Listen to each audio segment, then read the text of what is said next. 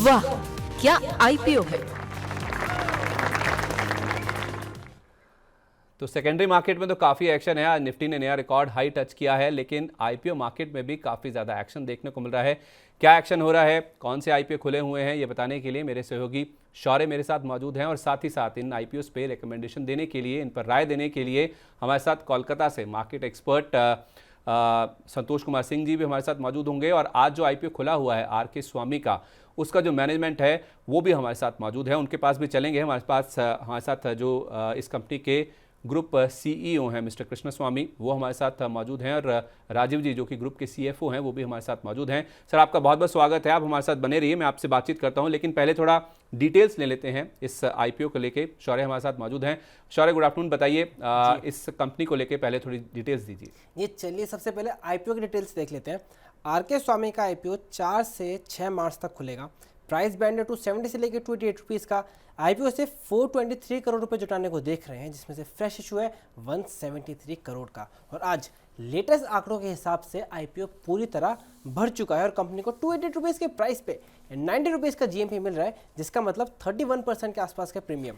अब अगर कंपनी के फंडामेंटल्स देखें तो कंपनी के सबसे पहले 2 सब्सिडरी कंपनीज हैं, हंसा कंज्यूमर इक्विटी और हंसा रिसर्च ग्रुप। और कंपनी 3 तरह की सर्विसेज प्रोवाइड कराती है। इंटीग्रेटेड मार्केटिंग कम्युनिकेशन, जिसमें डिजिटल कंटेंट, एडवर्टाइजिंग है, फिर आता है कस्टमर डेटा एनालिटिक्स, और उस तीसरा आता है फुल सर्विस मार्केट रिसर्च। अगर वैल्यूएशंस की बात करें तो कंपनी का वैल्यूएशंस FY23 के अर्निंग्स पर शेयर के हिसाब से और अपर प्राइस बैंड पर बन रहा है 40.97, बल्कि इसके पीयर्स का जो वैल्यूएशन है, प्राइस टू अर्निंग्स रेशियो, वो 60 से भी ज़्यादा है। वहीं अगर प्रॉफिट में ग्रोथ की बात करें तो 2 साल में कंपनी का प्रॉफिट 218% के ग्रो कर रहा है CAGR से, बल्कि पीयर्स का काफ़ी ज़्यादा कम है। तो उस लिहाज में कंपनी को अच्छी पोजीशन नज़र आ रही है। तो ये है डिटेल्स आर के स्वामी को लेकर, जो कि आज आईपीओ खुला है। मैनेजमेंट हमारे साथ मौजूद भी हैं। हमारे साथ ग्रुप के जो सीईओ हैं मिस्टर कृष्ण स्वामी, वो भी हमारे साथ मौजूद है, और ग्रुप के जो सीईओ हैं मिस्टर राजीव, उनसे भी बातचीत करते हैं। सर, बहुत बहुत स्वागत है आपका मरीना पर, वेलकम टू द शो, और बहुत बहुत शुभकामनाएं आपके आईपीओ के लिए। उम्मीद है आपके आईपीओ को ज़बरदस्त रिस्पांस देखने को मिले और आप जो पैसा रेस करना चाहते हैं उसमें आपको सफलता भी मिले, और जो प्लान्स हैं आपके वो भी सक्सेसफुल होते हुए दिखें। सर, मैं आपके जो पैसा आप रेस करेंगे उसके ऊपर बातचीत करूंगा, लेकिन थोड़ा आपका जो बिजनेस है उसके बारे में समझना चाहूँगा। जैसे मेरे सहयोगी शौर्य बता भी रहे थे कि आपका बेसिकली 3 सेगमेंट्स में कारोबार है, उसमें डेटा एनालिटिक्स एक है, एक एडवर्टीजमेंट को लेकर आपका कारोबार है।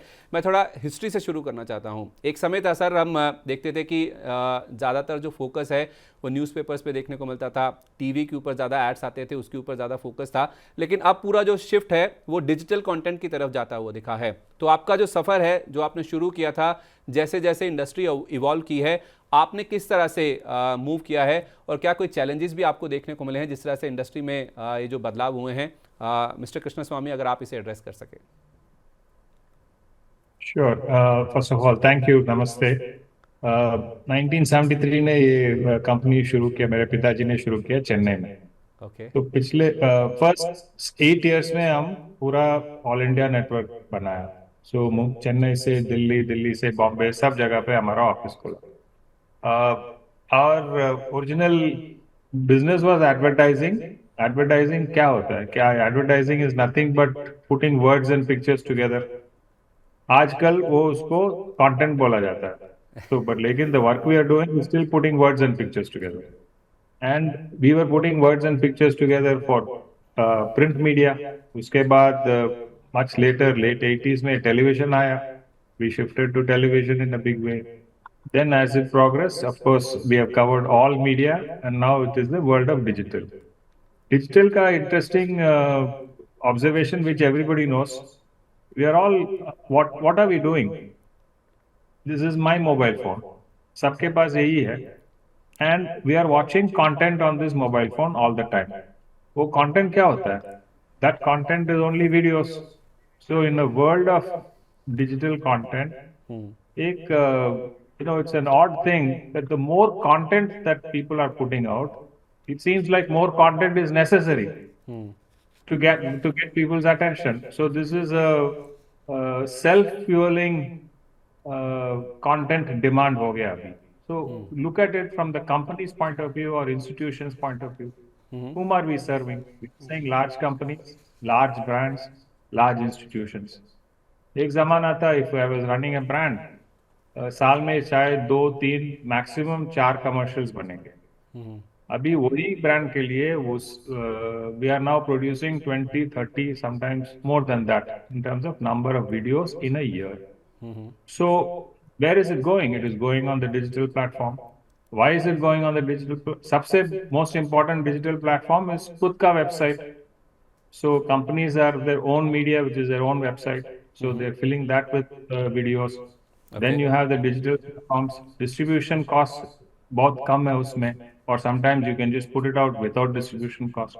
So इसके वजह से digital content at scale, हमारा language में हम बोलते हैं, it is exploding. We have been in a way focusing on that significantly in the last several years. The second part is, in this world, companies are communicating or interacting with millions of consumers. Consumers तो कहीं भी हो सकते हैं, customers are all over the country.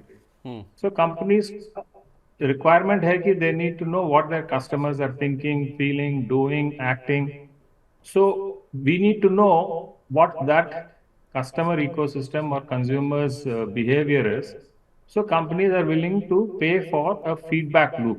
वो क्या सोच रहे हैं वो लोग? So ये feedback का हम market research बोलते हैं. So we have a national infrastructure for data collection. We are one of the largest in the country in terms of data collection infrastructure. So last year we produced some 1,200 customized information reports for our various clients. एक second हो गया।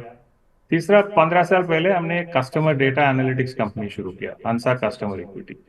So that again, data is a reality. Companies like banking, financial services, insurance, auto, retail, telecom, इनके पास बहुत data रहता है अपने customers के बारे में।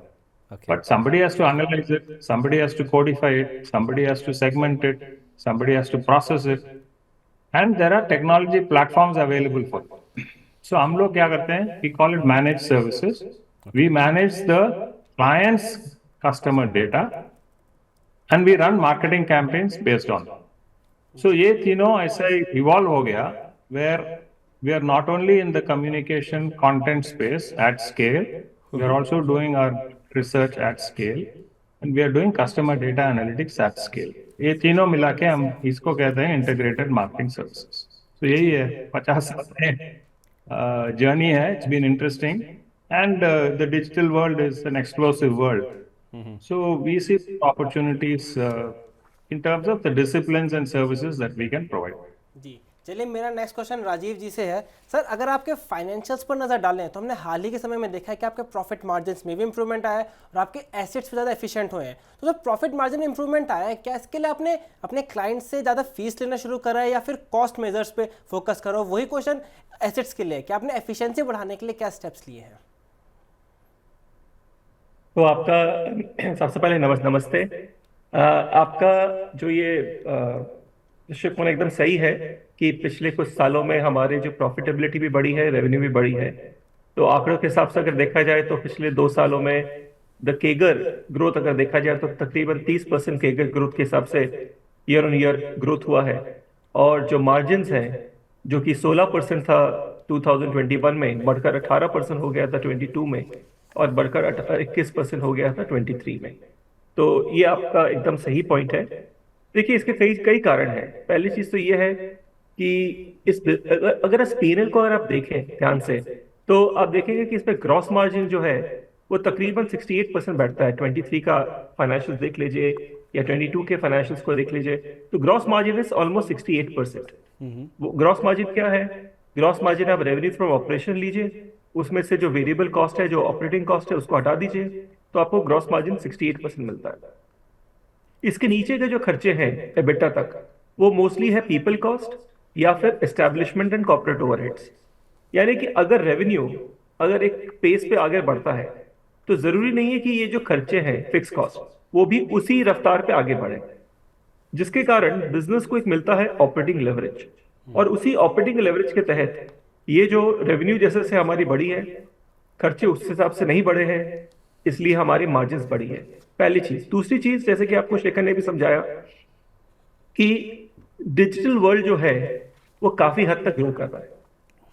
और इसमें आप सिंपल से ले लीजिए कि हालांकि हम इंडिया के पायदान के हिसाब से अगर देखा जाए तो हम 5वें नंबर पे हैं इंटीग्रेट मार्केटिंग सर्विसेज ग्रुप में।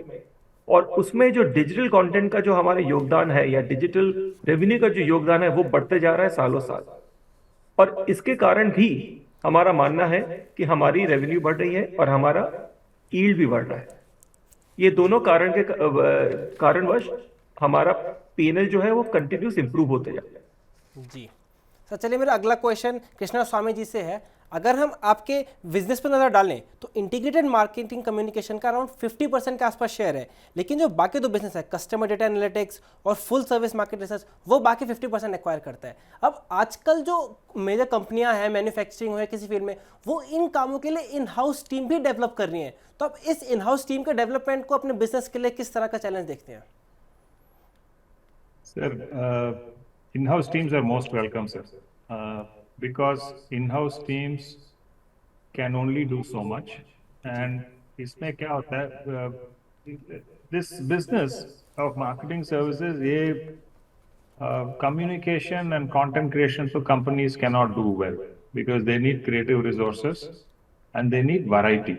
So this business necessarily for years काफी लोग try किए हैं and then they tried and then they come back to using outside services. So that is not a problem. Even in the data analytics space, people are saying data is sensitive. इसलिए हम कोशिश तो करें कि some part of it we must control. But जिस companies के साथ हम लोग काम कर रहे हैं, the flow of data is so high, the scale at which they need to operate, they have capacity, yet beyond that they still need outside partners. So this is what is happening on the data side. Market research, what happens is वो data collection infrastructure चाहिए. Most people don't have data collection infrastructure. It is possible to do some amount of work collecting data on the net. But if you want primary data, जब आपको अपना consumers के पास जाके सवाल पूछ के what we call primary data, if you have to do that, the attitudinal data that we gather has to be done one-to-one at scale across the country. इसके लिए infrastructure चाहिए. Most companies don't have that. So we welcome clients and customers to have their own resources because it also highlights two things. One is they're not in this business of marketing services. They may be running a cement company, they may be doing a banking business, they may be doing other things. Okay. But ये उनका core कभी नहीं हो सकता. So this business has always been given to third-party vendors. Yes, they can try many people, but our client profile is such that we work with large, and it is something we have evolved over 50 years of experience. Okay. Our clients are large companies, large corporates, large groups, large brands, and large institutions. These people have very complex requirements. It is, you can contemplate any major group or any major institutions. They have so many needs. So they, by force of their own complex demands and what they need to do and what processes they have to follow internally, this business will be substantially outsourced only. And it will not change. It has not changed in a long time, and I don't see it changing. चलिए sir, तो काफ़ी confident नज़र आ रहे हैं management, और वैसा ही कुछ confidence IPO को लेके मार्केट में रिस्पांस के तौर पे देखने को मिल भी रहा है। पहले दिन ये आईपीओ पूरा सब्सक्राइब हो चुका है। राजीव जी, मिस्टर कृष्ण स्वामी, बहुत बहुत धन्यवाद, आज आप हमारे साथ जुड़े, आपने कंपनी के बारे में पूरी डिटेल्स शेयर करी, and all the very best for your IPO. उम्मीद है अच्छे सब्सक्रिप्शन के नंबर्स देखने को मिले और पैसा आप रेज कर पाएँ और जो प्लान्स हैं आपके वो भी एग्जीक्यूट हो पाएँ, उसके लिए आपको ढेरों शुभकामनाएं sir. Thank you so much for joining us. धन्यवाद। Thank you. धन्यवाद। चलिए, तो ये था आर के स्वामी जिसका आईपीओ आज खुला है, उसका मैनेजमेंट। लेकिन इस कंपनी को लेके अब करना क्या है, राय क्या है, इस आईपीओ में पैसा लगाना चाहिए नहीं लगाना चाहिए, हमारे साथ इस पर राय देने के लिए कोलकाता से मार्केट एक्सपर्ट संतोष कुमार सिंह जी मौजूद हैं। संतोष सर, बहुत बहुत स्वागत है सर, नमस्कार। क्या राय होगी सर आपकी आर के स्वामी पर, क्या पैसा लगाना चाहिए इसमें? Thank you Sandeep ji for having me on the show. देखिए, थोड़ा सा रिस्की होगा, मुझे लगता है कि अगर आप रिस्क एपेटाइट है तो डेफिनेटली आपको करना चाहिए। कंपनी ने अपने जो पीयर्स बताए हैं, अगर आप देखें कि रेड हेरिंग प्रोस्पेक्टस में, तो इसमें similar kind of business, not एकदम एप्पल टू एप्पल तो है नहीं, मुझे जैसा दिखा। ये जो कंपनी डिजिटल मार्केटिंग में है, क्लाइंट एक्विजिशन होती है उसके थ्रू। एप्पल इंडिया की एक कंपनी है। आप लोगों ने थोड़ा शायद मिक्सर लगता है कि लास्ट अगर सितंबर तक के जो नंबर हैं, उनके नंबर ईयर ऑन ईयर काफी अच्छे मूव कर रहे हैं, लेकिन जो है लास्ट ईयर से जो लास्ट 6 महीने के नंबर आए हैं, कंपनी ने पोस्ट किया है वहाँ पर रेवेन्यू, अगर इसी को हम एक्सट्रापोलेट कर दें फॉर अ ईयर, तो आप देखेंगे कि 5% रेवेन्यू की ग्रोथ दिख रहा है एक्सट्रापोलेशन में, और जो प्रॉफिट आपको टैक्स दिख रही है पर महीने पे, उसमें हम दिख रहा है कि 50% का ड्रॉप आया हुआ है। तो ये थोड़ा सा नेगेटिव है कि इनका अगर एक्सट्रापोलेशन नंबर है ये हमें दिख रहा है। दूसरी चीज, अगर आपको रिस्क एपेटाइट है तो आप करें, क्योंकि एप्पल से थोड़ा सस्ता है, Apple 57 times of price to value ratio है और company 41 times price to value ratio कर रही है। तो अगर आपको रिस्क एपेटाइट है तो आप कर सकते हैं, क्योंकि आने वाले टाइम पे ऐसा लगता है कि डिजिटली जो है बहुत सारी चीजें होंगी और इनके लिए इनका जो एक्सपेंशन है सेक्टर का वो काफी ज्यादा होगा और कंपनी इसमें अच्छा कर सकती है, ऐसा क्योंकि सेक्टर एक्सपैंड होगा। तो आपके पास थोड़ा रिस्क एपेटाइट है तभी आप इसमें पैसे लगाएं। तो मैं अगर समझ पाया हूँ सर, आपका थोड़ा वॉल्यूम लेवल इतना क्लियर नहीं है, अगर आप थोड़ा उसे बेटर कर पाएँ या थोड़ा वॉल्यूम लेवल्स को रेज कर पाएँ तो हमारे दर्शक शायद बेहतर सुन पाएंगे। जो राय ये है आपकी, मुझे समझ आई कि इस IPO में पैसा लगाया जा सकता है, लिस्टिंग गेन पे यहाँ पे पैसा बन सकता है, राइट?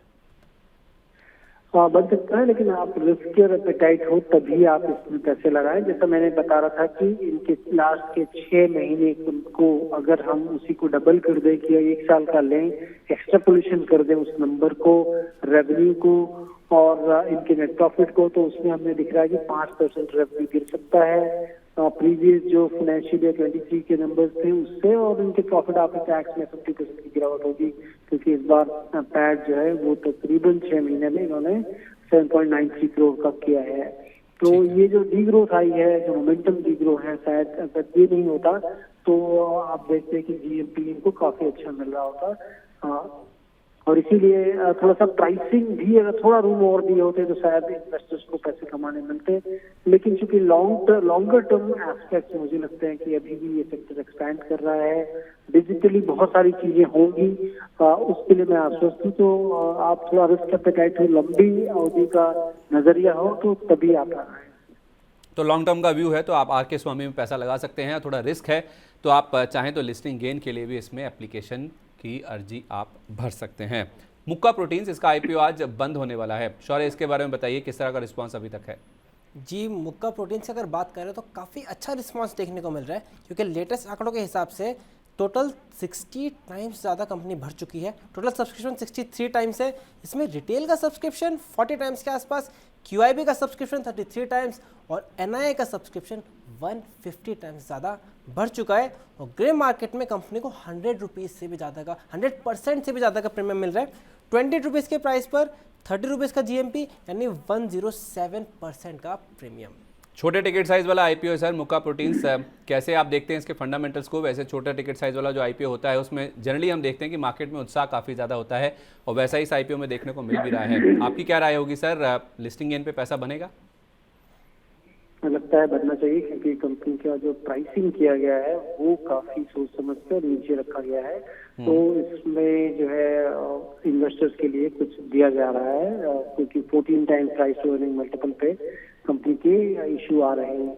और कंपनी को अगर आप देखें तो ये कंपनी प्रोटीन बनाती है, प्रोटीन जो कि चारे के रूप में आप कह लें कि जो कि इनके जितने भी कॉम्पिटिटर हैं, Avanti feeds, aqua, water base, ये तमाम कॉम्पिटिटर हैं जो कि ये कह लें कि मुर्गी के चारे या फिर फिश के लिए खाने जो बनते हैं उसके अंदर यूज होने वाली चीज बनाती है कंपनी।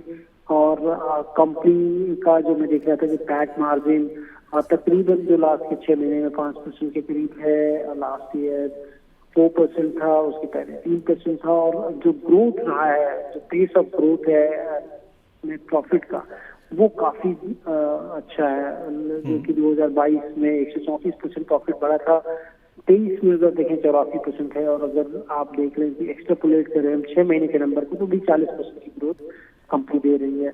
तो मुझे लगता है कि यहाँ पर एक अपॉर्चुनिटी है, प्राइसिंग को लेकर मैं काफी आश्वस्त हूँ कि यहाँ पर पैसे काफी अच्छे बन सकते हैं। चलिए, तो अच्छे खासे पैसे बन सकते हैं यहाँ पे और वैल्यूशन भी अच्छे हैं, प्रॉफिट की ग्रोथ भी काफ़ी अच्छी है। तो मुक्का प्रोटीन्स में आखिरी दिन है, आप इसमें आवेदन कर सकते हैं। लेकिन ये हफ्ते का पहला कारोबारी दिन है, तो इस पूरे हफ्ते में काफ़ी ज़्यादा एक्शन देखने को मिल सकता है। शौर्य, कौन से ऐसे आईपीओ हैं जो कि आगे खुल सकते हैं इस हफ्ते में लाइंड अप है, उनके बारे में बताइए। जी, एक आईपीओ कल खुलेगा और एक आईपीओ परसों। जो आईपीओ कल खुलेगा यानी 5 मार्च से, उसका नाम है जेजी केमिकल्स। वो 7 मार्च तक खुला रहेगा। कंपनी का प्राइस बैंड है 210 से लेकर 221 रुपीज़ का। आईपीओ से 251 करोड़ जुटा रहे हैं, जिसमें से फ्रेश इशू है 165 करोड़ का। और अभी 221 रुपीज़ के प्राइस पर कंपनी को ग्रे मार्केट में 50 रुपीज़ का प्रीमियम मिल रहा है। वहीं अगर हम गोपाल स्नैक्स की बात करें, वो खुलेगा 6 से लेकर 11 मार्च तक। प्राइस बैंड है 381 से लेकर 401 रुपीज़ का। आईपीओ से 650 करोड़ जुटा रहे हैं और पूरा ही ऑफर फॉर सेल है। ग्रे मार्केट में 120 रुपीज़ का जीएमपी मिल रहा है। सर, ये जो दोनों आईपीओ हैं, दोनों इस हफ्ते खुलने जा रहे हैं। कल खुलेगा, एक परसों खुलेगा। इन दोनों में से किसी को आपने स्टडी किया है या कोई जिसमें एप्लीकेशन लगाई जा सकती है? प्राइस बैंड आ चुके हैं?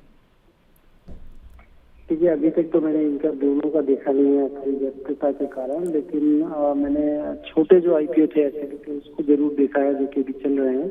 एमबीके फूड, वीआर, इंफ्रास्पेस, लेकिन दोनों को ठीक है, मैं उसके बारे में पहले एक बार शौर्य से समझ लेता हूँ कि किस तरह का रिस्पांस वहाँ पे देखने को मिल रहा है। शौर्य, जल्दी से बताइए, फिर सर से उनकी राय लेंगे। जी, अगर एमवीके फूड में आंकड़ों की बात करें तो टोटल अभी 6.38 टाइम सब्सक्राइब हो गया है, जिसमें से रिटेल का सब्सक्रिप्शन 10.35 और एनआईए का सब्सक्रिप्शन 2.41 टाइम सब्सक्राइब हो चुका है। वहीं अगर हम वीआर ग्रुप को देखें तो उसमें सब्सक्रिप्शन अभी 2 टाइम्स ज़्यादा बढ़ चुका है, जिसमें रिटेल का सब्सक्रिप्शन 3.75 और एनआईआई 0.34 टाइम्स भरा है। ये एमकेवी एग्रो तो आज बंद हो रहा है और ये वीआर इंफ्रा जिसकी आप बात करें तो आज ही खुला है, आज ही खुलते ही 2 गुना हो गया। जी, तो सर, वीआर इंफ्रा स्पेस आज खुलते ही 2 गुना हो चुका है और एमवीके फूड्स एग्रो फूड की जो बात है वो आज आखिरी दिन है। इसमें एप्लीकेशन लगानी है, क्या करना है? देखिए, नीचे दोनों जो आईपीओ है ना, उसमें थोड़ा सा जो है, क्योंकि ऑल्टरनेट एसेट आपको अवेलेबल है। एक शुगर में है, दूसरी कंपनी जो है रियल एस्टेट में है, और रियल एस्टेट में एस्टैब्लिश प्ले ऑलरेडी मिल रहे हैं और बहुत ज्यादा जो है सस्ता तो नहीं दिया जा रहा। हाँ, ठीक है, ये एक अगर आप देखें वीआर इंफ्रा स्पेस में थोड़ा सा स्पेस जरूर है जहाँ पर भी रिस्क एपेटाइट है। आपके पास तो ही लगाने की जो है सलाह होगी, क्योंकि 21 टाइम्स जो है अगर आप देखें प्राइस टू अर्निंग मल्टीपल्स पे है। वेटेड एवरेज ईपीएस से अगर हम उसको देखें जो कि 3 सालों का देते हैं लोग, उसमें 32 टाइम्स, थोड़ा महंगा। मतलब अगर मोटे तौर पे रिस्कियर जिनकी जो है एपेटाइट है उन्हीं को लगाने की सलाह होगी। एमबीके फूड में कंपनी का बिजनेस प्रॉमिसिंग है, क्योंकि कुछ बिजनेस इनके जो है रिटेल में भी करते हैं। शुगर कंपनी है, शुगर कंपनी के कुछ जो प्रोडक्ट्स हैं इनके, जैसे मैं देख रहा था कि कुछ मिल्क प्रोडक्ट्स हैं जो कि ये बेचते हैं, उसमें थोड़ी सी मार्जिन इनको मिल सकती है। लेकिन अगेन प्राइसिंग थोड़ी एग्रेसिव रखी गई है, 31.8 times of price to multiple. तो ये थोड़ा सा जो है रिस्कियर लगता है, तो इसको अवॉइड कर सकते हैं। वीआर इंफ्रा स्पेस में रिस्कियर बेट होगा, लेकिन आप जिनकी एपेटाइट ज्यादा है रिस्क की वही करें। ठीक है, वीआर इंफ्रा में जो रिस्क लेने वाले, रिस्क एपेटाइट वाले जो निवेशक हैं वो चाहें तो अर्जी दाखिल कर सकते हैं, इसके लिए सब्सक्राइब कर सकते हैं। लेकिन एमवीके एग्रो फूड, इसमें आपको दूर रहने की सलाह है। आज ये आईपीओ बंद हो रहा है, एसएमई साइट का आईपीओ है, इससे आप दूर रहें, इसको आप ना सब्सक्राइब करें, ये आपके लिए बेहतर रणनीति होगी। सर, इससे पहले आपसे कोई विदा लें, कोई डिस्क्लोजर्स जो आप शेयर करना चाहेंगे जितने भी स्टॉक्स की बात हुई है? देखिए, इसमें कोई भी मेरा वेस्टेड इंटरेस्ट नहीं, क्योंकि हम लोगों ने अभी तक कुछ अप्लाई नहीं किया है। चलिए सर, बहुत बहुत धन्यवाद आपका, आप हमारे साथ जुड़े। शौर्य, आपका भी बहुत धन्यवाद। तो आईपीओ सेगमेंट में आज के लिए बस इतना ही।